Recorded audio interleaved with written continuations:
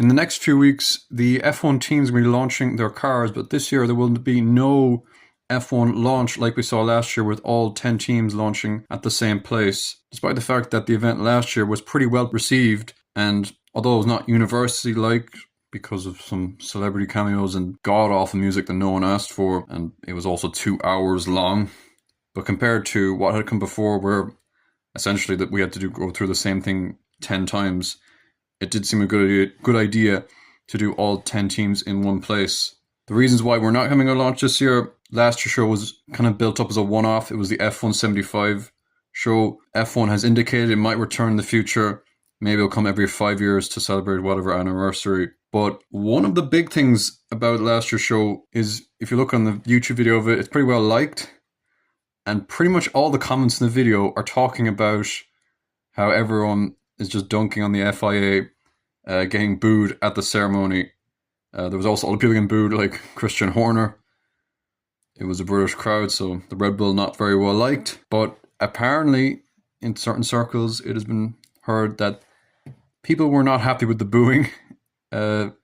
Certain people at the top of the FIA in particular were not happy with the booing. And that is speculated as one of the reasons why there's not going to be a launch for a couple of years. There are people at the top of the FIA with very rigid amounts of money, but fragile egos.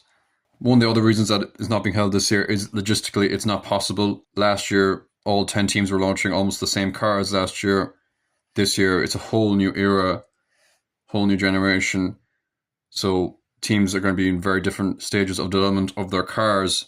Teams also like to somehow link up with their new partnerships for sponsors.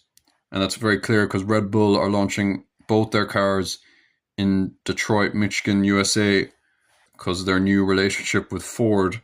I think F1 launch will be back in the future, but probably have to wait another few years for that. In terms of the Red Bull launch, they're the first ones to go. Red Bull normally launch just a standard car. They don't actually want to reveal anything about it, and that's probably why they're doing it so early. To get media attention while not revealing any important parts, they just use a standard car. They don't actually reveal the technical parts that they're actually going to use this year. And that's been pretty boring because the Red Bull senior team is just going to run the same livery for the 10th year in a row, probably. Their B team, whatever they're going to be called this year, Racing Bull, looks like be kept for a second year in a row, which is rare. Might have a new livery, but we'll probably have to wait a bit longer to see any actual new parts. It'll be interesting to see how these cars develop, because there's bound to be different concepts among teams. Mercedes last time, when we had the new regulations, had the zero pod concept that didn't really work. And so I'm sure there's going to be certain loopholes as well that teams are going to exploit, and the FIA are looking to close.